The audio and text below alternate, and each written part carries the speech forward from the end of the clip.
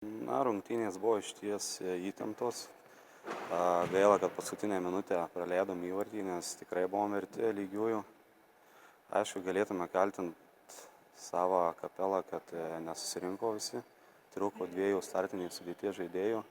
Kaip matė, žaidėme ir be vartininkų, tai lygiosios tai būtų mums super rezultatas, aš manau. Vidutiniškai per varžybas mušate 6,6 įvarčio. Šiandien dvigubai mažiau, tik 3 įvarčiai. Kaip manote, kodėl taip yra? Na, kaip minėjau, trūko 2 startinės sudėties žaidėjų, kurie dalį įvarčių pas mus muša. Plius Tomas Komičius, mūsų snaiperis, jau 3 rungtynės praktiškai sausra. Na, ir gynyba tvarkinga pas varžovą. Gan tvarkingai žaidė, salės futbolą grynai. Dabar tarp sezonėje esate šiuo metu 5 vietoje. Iki 3 vietos 3 taškai. Kaip vertinate savo galimybės kovoti dėl medalių dar šiame sezone? Na, apie medalius kažkaip labai daug ir nesukam galvos. Iš tikrųjų nesinori paleisti į priekį varžovus, nes pakol kas pagal prarastus taškus buvom 2-3 vietoje. Šiek tiek susiklausė 3 paskutinės rungtynės su Taure kartu sudėjus, nekokios. Manau, kad dar turėsim progą antram rate įkasti ir dėl medalių pažaisti. O iš tiesų rungtynės labai buvo sunkios. Visos rungtynės buvo labai kieta vyriška kova.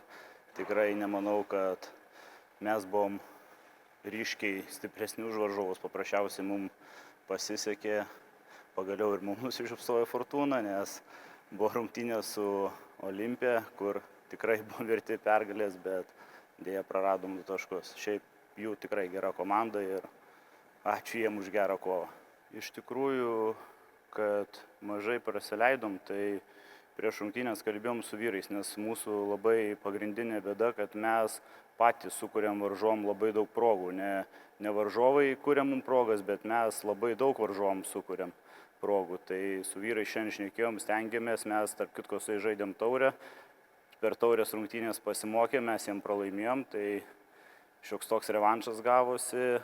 Tai su vyrais pasišnekėjom, kad nedarom vaikiškų klaidų, tvarkingai ginamės, o į vartuką sugebam įmušti. Iš tikrųjų, jie gerai ginasi, kietai vyriškai žaidžia, taip kad sunku. Labai tokių, kad gerų progų taip ir neturėjom.